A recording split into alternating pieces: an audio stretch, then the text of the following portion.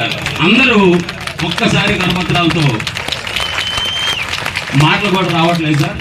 Thank you. Next మీటింగ్లో నేను మాట్లాడతాను ఈసారి, ఎందుకంటే మన వాళ్ళ గురించి చాలా చెప్పాలి.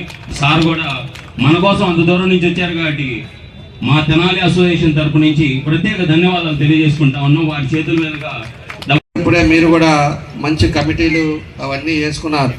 ఈరోజు కమిటీ వేసుకొని వ్యవస్థాపకులైతే అధ్యక్షులుగా ఆసిఫ్ అలీ గారు ఫస్ట్ పెట్టుకోవటం, తర్వాత మన రాష్ట్ర అధ్యక్షుడిగా ధర్మాని, అదేవిధంగా కార్యదర్శిగా కొంతమంది మన వాళ్ళంతా కూడా ఉపాధ్యక్షులుగా ఒక మంచి కమిటీని వేసుకున్నారు.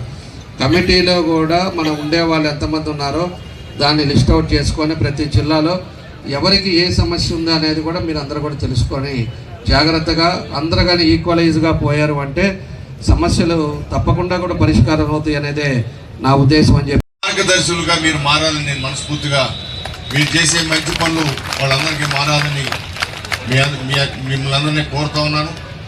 ఇప్పుడు క్రెడాయ్ లేకపోతే మిగతా సంఘాలు కూడా భవన నిర్మాణ కార్మికులు మరి ఇలాంటి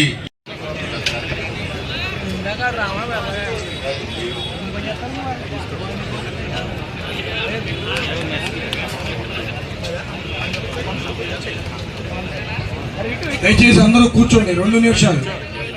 మరొక అతిథి ఒంగోలు శాసనసభ్యులు వస్తున్నారు.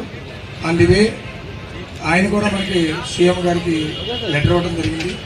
ఆయన సందేశం ఒక పావు గంటలో మన సభ ముగించుకున్నాం. మన స్టేట్ పెద్దలు 2-3 మాట్లాడాల్సిన ఉన్నారు. పెద్దలు ఎంతో మంచి సలహాలు సూచనలు ఇచ్చారు. పెద్ద రామోహన్ రావు గారు మన ఇవన్నీ కూడా ఒక సూచనగా మనందరం కూడా గౌరవప్రదంగా తీసుకున్న పాటలు నడవాలని చెప్పి మీ అందరినీ కోరుకుంటా ఉన్నా. దయచేసి ఎవరు కూడా లేకపోతే వాళ్ళ సీట్లో వాళ్ళే కూర్చోండి. ఒక 10 నిమిషాలు, పావు గంట మన స్టేట్ పార్టీ పెద్దలు 2-3 మాట్లాడతారు. తర్వాత ఈ రోజున బ్యాంకులు లోన్లు ఇవ్వడానికి సిద్ధంగా ఉన్నాయి. ఉదాహరణకి డ్వాక్రా గ్రూపులు తీసుకోండి.